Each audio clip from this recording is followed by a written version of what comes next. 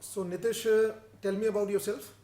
हाय everyone, मेरा नाम नीतीश कुमार है एंड मैंने graduation Ewing Christian College Allahabad UP से कंप्लीट किया है, which is a post graduate college of Allahabad University. And मैंने अपने ग्रेजुएशन लाइफ साइंसेज में कंप्लीट किया है। एंड मैं एक फार्मर बैकग्राउंड से हूँ और मैंने DU MSc बॉटनी के लिए फर्स्ट रैंक से क्वालिफाई किया है। तो आपका ये जो फर्स्ट रैंक है ये मेरिट में आया, एंट्रेंस के थ्रू आया है? सर एंट्रेंस के थ्रू डेफिनेटली। तो मतलब एंट्रेंस में जनरल कैटेगरी में आपने इस बार 2023 में ड्यू में फर्स्ट रैंक आपका बॉटनी में आया है। Yes sir, with the help of grass roots. नहीं, कोई बात नहीं, वो तो हम बाद में बात करेंगे। देखिए, मेहनत तो आपकी है, यस हम तो आपको रास्ता दिखाते हैं और हम भी मेहनत करते हैं आपके साथ। मेरे ख्याल से ग्रास रूट्स की सारी फैकल्टीज़ ने ही मेहनत करी है आपके साथ, लेकिन Definitely. मोटिवेटेड आप थे उसको करने के लिए, यस। तो आपको भी उतना श्रेय जाता है चीज़ों का। ठीक है, तो नितिश ये बताइए कि आपका, क्योंकि बताया कि आपका जो बैकग्राउंड है वो आपके फादर फार्मर हैं, ठीक है, तो आप वहाँ से आपको कैसे इलाहाबाद तक पहुँचे आप पहले? सर मैंने 12th के बाद बहुत सारे कॉलेजेस के एंट्रेंस दिए थे and after that like BHU में भी मैंने दिया था, इलाहाबाद यूनिवर्सिटी दिया था, इविंग क्रिश्चियन कॉलेज। एंड ऑल्सो मैं ट्राई कर रहा था कि नीट की तैयारी करूं, लेकिन आई थिंक एज कम होने के कारण मैंने BSc ग्रेजुएशन ज्वाइन किया इविंग क्रिश्चियन कॉलेज में with the 151 rank in that. अच्छा, So, अभी आपकी उम्र कितनी है? सर 19। अरे अच्छा, आप सिर्फ अभी 19 साल के हैं यस सर। और आपने दिल्ली विश्वविद्यालय का जो बॉटनी का एंट्रेंस भी टॉप कर लिया। चलिए, बहुत अच्छा। और अब नितिश, मैं ये जानना चाहूँगा कि आपने अपनी तैयारी जो है वो कब स्टार्ट करी ड्यू के लिए, ड्यू एंट्रेंस के लिए, बॉटनी के लिए? Sir it is I think June 2021। अच्छा, जून 2021 में हाँ। You started your preparation. Yes sir. तो मतलब आप कुछ बताइए अपनी जर्नी के बारे में, कैसे तैयारी करी, क्या था, आपने कहाँ ज्वाइन किया? सर पहले तो हम DU के बॉटनी के PYQs सॉल्व करना स्टार्ट किए एंड वी रियलाइज कि मैं बहुत ज़्यादा सही नहीं था, मीन्स बहुत ज़्यादा क्वेश्चन सॉल्व नहीं हो पा रहे थे मेरे से। एंड लाइक जो सिंपल थे तो वो हो तो जा रहे थे, लेकिन लाइक क्योंकि क्वेश्चंस थोड़े एनालिटिकल होते हैं, थोड़ा लॉजिकल होते हैं, तो वो उसमें उसके लिए मुझे लगा कि किसी कोचिंग की हेल्प लेनी चाहिए। And with the help of YouTube and videos के थ्रू मुझे लगा कि ग्रास रूट्स मैंने पाया एंड लगा कि ग्रास रूट्स ज्वाइन करना चाहिए। मैंने फ्रेंड से पूछा, फैमिलीज से पूछी, तो वो फैमिलीज बोले कि ठीक है, तुमको जहाँ अच्छा लगे ले लो।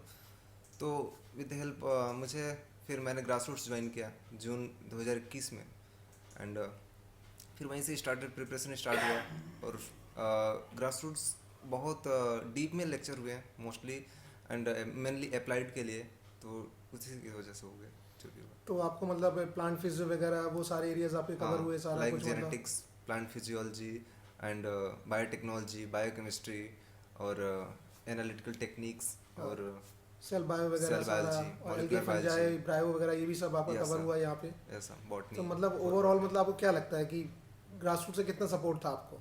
आई थिंक मैं अगर ग्रास रूट्स को पॉइंट देना चाहूँ तो 7 पॉइंट। अच्छा, मतलब आपके 10 में से 7 पॉइंट ग्रास रूट्स को जाते हैं। अगर ग्रास रूट्स नहीं होते तो आप अचीव कर पाते? शायद ना। अच्छा, तो मतलब आपको मार्गदर्शन यहाँ पे काफ़ी मिला। हाँ, काफ़ी मिला सर, डेफिनेटली।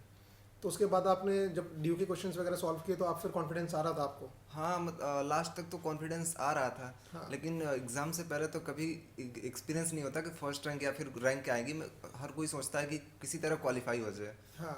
एंड शायद वो फर्स्ट रैंक मैंने निकला, देखा तो फर्स्ट रैंक था, तो फिर मुझे भी लगा कि चलो कुछ हो गया।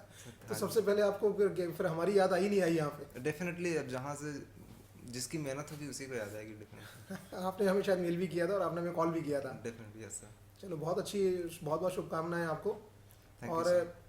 आप मुझे ये बताइए कि आप जब यहाँ पे MSc कर रहे हैं यस सर। और आपके जो बैच में जो स्टूडेंट्स हैं, जब उनको पता लगता है कि एक बाहर का स्टूडेंट, यस मतलब इलाहाबाद का, क्योंकि बहुत ही कम ऐसा होता है नितिश कि यहाँ पे कोई बाहर का स्टूडेंट टॉप कर रहा हो, क्योंकि नॉर्मली हमने पिछले सालों में यही देखा है कि यहाँ पे 50% सीट्स तो मेरिट से होती हैं, यस सर। जिसमें सिर्फ ड्यू के बच्चे ही आते हैं, यस सर। और 50% सीट्स यहाँ पे जो एंट्रेंस के थ्रू ओपन है। Yes sir. तो हमारे ये बहुत अच्छा पिछले सालों का एक्सपीरियंस है कि ज़्यादातर बच्चे ड्यू के ही टॉप करते हैं एंट्रेंस में। यस तो सर। बहुत ही कम होता है कि कोई बाहर का बच्चा, वो भी कहीं इलाहाबाद, कहीं गांव का बच्चा आके और दिल्ली विश्वविद्यालय का एग्ज़ाम जाके टॉप कर जाए।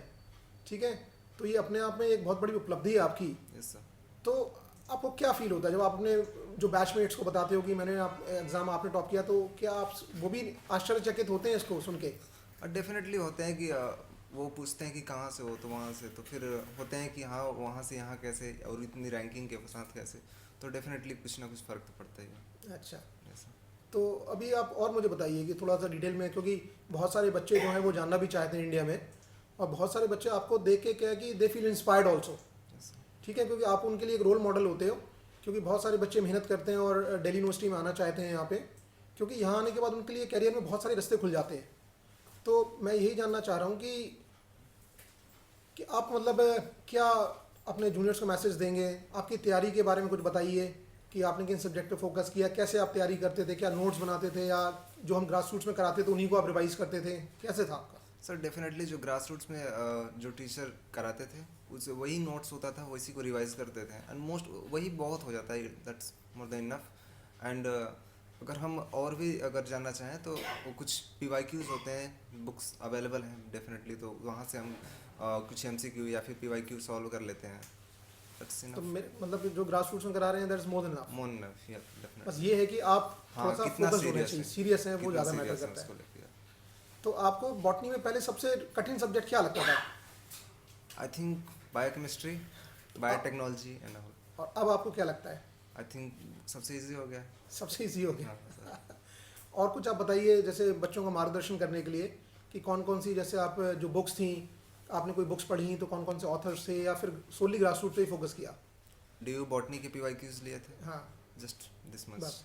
बाकी जो हमने ग्रास रूट्स में कराया। हाँ, वो नोट्स। अच्छा, तो मतलब वो मेरे ख्याल से मोर देन सफिशिएंट रहा। या सर डेफिनेटली। और आपके डाउट्स वगैरह भी हमें बहुत मेल्स पे भी आप डाउट्स डाउट भेजते थे। तो डेफिनेटली टीचर हमेशा अवेलेबल होते हैं, या कॉल के थ्रू, मेल के थ्रू, या फिर क्लास होते हैं तो आपके रात के 2-2 बजे भी हमें मेल आते थे प्रॉब्लम्स के साथ, और उसको हम यहाँ से शायद रिस्पॉन्ड करते थे यहाँ पे ग्रास रूट्स में। 24 घंटे definitely। हाँ। तो अब आपको क्या फील होता है, मतलब फर्स्ट रैंक लाके आपको कुछ एक अच्छी एक अनुभव कुछ लगता है जो आप दूसरों को बताते हैं कि हाँ मेरी फर्स्ट रैंक आई थी? हाँ सर डेफिनेटली फील तो होता है, और खुद को भी फील होता है कि शायद जो सोचा नहीं था वो हो गया, तो फिर डेफिनेटली फील तो होता ही है। और आपके पेरेंट्स को कभी ये एक्सपेक्टेड था कि आप कभी यहाँ No। यूनिवर्सिटी दिल्ली में आप इंडिया में टॉप कर जाएंगे? कभी नहीं था। अच्छा, No, sir। और आपके जो रिलेटिव्स वगैरह उनको, हाँ वो तो सभी को होता है। कि वो सरप्राइज्ड हैं इसको लेके? हाँ, अच्छा, ऐसा। तो अभी आप जैसे यहाँ पे क्लासेस वगैरह कर रहे हैं, तो आपको क्या लगता है कि जो हमने ग्रास रूट्स में आपको कराया था वो तो MSc एंट्रेंस के लिए कराया था आपको, यस सर। लेकिन जो हमने यहाँ पढ़ाया, क्या वो जब आप MSc कर रहे हैं तो वो यहाँ पे काम आ रहा है आपको? डेफिनेटली सर, बेसिक्स स्ट्रांग हो गया, और बेसिक्स कहें या फिर मोस्टली तो मास्टर्स लेवल तक भी था वो चीज़ें, हाँ। और अभी भी हमें काम आ रही हैं, और अच्छा। शायद काम आती ही रहेंगी, क्योंकि बेसिक स्ट्रांग है तो कुछ और जानने की ज़रूरत नहीं। तो और कुछ अनुभव बताइए, आप ग्रास रूट्स की जो जर्नी रही है उसमें कुछ और अनुभव शेयर करिए, कुछ टीचर्स के बारे में क्या रहा आपका यहाँ पे? सर टीचर्स के बारे में तो डॉक्टर मोहित सर थे, या फिर डॉक्टर विनीत सर थे, या फिर ऋषभ सर थे, जो कि हमेशा अवेलेबल होते हैं किसी भी चीज़ों को लेकर, या फिर एक बार ना समझ में जितनी बार पूछेंगे उतनी बार उतने तरीके से बताएंगे, और किसी भी टॉपिक को, क्वेश्चन को, या फिर किसी लॉजिक को, क्योंकि क्वेश्चंस कभी कभी ऐसे भी होते हैं जो कि किसी जैसे कि जेनेटिक्स का क्वेश्चन मॉलिक्यूलर बायोलॉजी से अगर अटैच किया जाए, या फिर प्लांट फिजियोलॉजी से अटैच करके अगर आते हैं, तो वहाँ पे लॉजिक लगाना ज़रूरी है, जो कि टीचर्स हमेशा हेल्पफुल रहे हैं उन सब चीज़ों को लेके, किस तरह से क्वेश्चन आ सकते हैं ये भी बताते हैं। और नितिश मुझे ये भी बताइए कि अब आप देखिए MSc में आ गए हैं, Yes, और कुछ बच्चे MSc करने के दौरान उनको अब आगे नहीं पता कि क्या करना है, yes, कि उनके लिए जो अगला जो पड़ाव है वो क्या होगा। तो अब क्योंकि अब आप MSc में आ गए हैं, आप बहुत अच्छे बच्चों के मेरिटोरियस स्टूडेंट्स के साथ आप अपनी क्लासेस कर रहे हैं यहाँ पे, yes, sir। बहुत अच्छा डिपार्टमेंट है आपका, जिनकी बहुत उपलब्धियाँ रही हैं पास्ट में, डिपार्टमेंट के आपके बहुत रिसर्च पेपर्स भी निकले हुए हैं यहाँ पे। Yes, sir। तो ये एक DU का जो बॉटनी डिपार्टमेंट है अपने आप में नामी डिपार्टमेंट है, बहुत सारे IAS officers, Indian forest services में जो ऑफिसर्स हैं आज की डेट में, वो हमारे दिल्ली विश्वविद्यालय से ही निकले हुए हैं। तो मुझे ये बताइए कि आगे आपने अब MSc करते करते क्या सोचा है, कि आपको सिर्फ MSc करनी है या आपके कुछ और भी ड्रीम्स हैं जिनको आप फुलफिल करना चाहेंगे? जी सर डेफिनेटली मेरे को IFS में देख रहा हूँ, और मैं रिसर्च एरिया भी देख रहा हूँ, और क्योंकि टीचर्स यहाँ पे मोस्टली रिसर्चेबल हैं और रिसर्च ओरिएंटेड हैं, हाँ, तो वो चीज़ें हैं यहाँ पे। तो जैसे आपने हमें मेल पे बताया था और हमारी आपसे वार्तालाप भी हुई थी कि आपने पहले बनारस हिंदू यूनिवर्सिटी ज्वाइन कर लिया था, यस नहीं। तो फिर BHU छोड़ के फिर उसके बाद आपका DU में फर्स्ट रैंक आ गया, हाँ। फिर आपने कुछ दिन वहाँ पे भी क्लासेस करी, फिर हमने आपको मोटिवेट किया कि नहीं आप वहाँ पे आके यहाँ ये दिल्ली विश्वविद्यालय ज्वाइन करिए। तो आपका क्या एक्सपीरियंस रहा कि हाँ सर बनारस हिंदू यूनिवर्सिटी में? डेफिनेटली जब फर्स्ट ईयर जब मैंने सबसे पहले यहाँ से, क्योंकि डी तो बहुत लेट था, तो मैंने इलाहाबाद यूनिवर्सिटी में एडमिशन ले लिया था। वहाँ पे मेरी 3rd रैंक थी, तो वहाँ पे एडमिशन लेने के थ्रू मतलब फिर BHU मेरा हो गया वहाँ पे क्लास स्टार्ट होने से पहले, तो फिर मुझे वहाँ लिव करना पड़ा एंड BHU गया। तो BHU में हमने आई थिंक 20 डेज क्लासेस किए थे, और वहाँ पे कोर बॉटनी बहुत ज़्यादा हैं। तो फिर तब तक मैं DU का आ गया, मुझे जाना अप्लाइड में था, तो फिर मैंने BHU छोड़ दिया, कुछ लोगों से सजेशन लेके फिर मैंने छोड़ दिया and will come here in the DU department, department of botany. And फिर यहाँ पे हमको अप्लाइड अच्छा मिल रहा है और ठीक लग रहा है अभी तो। लग रहा है। तो क्योंकि बहुत बच्चे जब वो दिल्ली आते हैं अपने गांव से और अपने डिस्ट्रिक्ट से, तो थोड़ा यहाँ सेटलमेंट में भी प्रॉब्लम होती है बच्चों को, क्योंकि यहाँ का अनुभव और यहाँ का एक्सपीरियंस थोड़ा सा अलग है, थोड़ी सी फास्ट लाइफ है यहाँ पे। थोड़ा सा लोग यहाँ पे क्या है कि दूसरे मिलना जुलना कम करते हैं लोग, अपने आप में ज़्यादा अब मतलब पर्सनल चीज़ें ज़्यादा हैं यहाँ पे, अपने बारे में ज़्यादा सोचते हैं। तो आपको क्या ये फील होता है, क्योंकि छोटी जगह में सारे लोग अवेलेबल होते हैं हेल्प के लिए, अब दिल्ली में आके थोड़ा सा वो चीज़ें सिनेरियो डिफरेंट हो जाता है, तो आपको कुछ दिन यहाँ फील हुआ कि नहीं मुझे घर चले जाने दीजिए, मुझे सेटल नहीं कर पा रहा हूँ यहाँ पे, मेरा मन नहीं लग रहा है, तो ऐसा कोई आपके मन में भी कोई ऐसे भाव आए?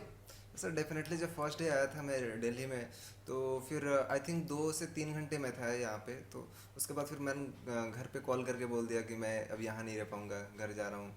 और फिर मैंने सोचा कि जाऊँ, लेकिन सोचा कि सुबह जाएंगे। तब तक में किसी ने कहा कि एक अब आगे ही गए हो तो एक आध को क्लास भी कर लो, तो फिर क्लास लिया, तो फिर मेरे को क्लास अच्छा लगा। तो फिर धीरे धीरे, क्योंकि ये सब इनिशियल चीज़ें हैं जो कि 1-2-3 की प्रॉब्लम होती हैं, तो वो ठीक हो जाती हैं, क्योंकि लाइफ में इतना जल्दी आई डोंट थिंक कि बढ़ाना चाहिए। तो नितिश, अब आपके जो जैसे बहुत सारे लोग हैं जो अपनी यहाँ पे तैयारी कर रहे हैं दिल्ली विश्वविद्यालय बॉटनी की, तो आपका उनके लिए क्या मैसेज होगा कि कैसे तैयारी करें, क्या नोट्स बनाएं, या कैसे आप उनको क्या मैसेज देंगे? मैसेज यही है कि अपने कार्य को लेकर सीरियस रहें, क्योंकि अगर आप 50% भी सीरियस हैं अपने डेस्टिनेशन को लेके, तो आप डेफिनेटली क्वालिफाई कर जाएंगे। और एक चीज़ हमेशा याद रखें कि आप कितना करते हो वो मैटर नहीं करता, आप कितना कर सकते हो वो मैटर करता है। चलिए, बहुत बहुत आपको धन्यवाद थैंक यू सर। और बहुत बहुत शुभकामनाएं थैंक यू। आपके अच्छे रिजल्ट के लिए, और आप अपने डिस्ट्रिक्ट का नाम रोशन किया, अपने पेरेंट्स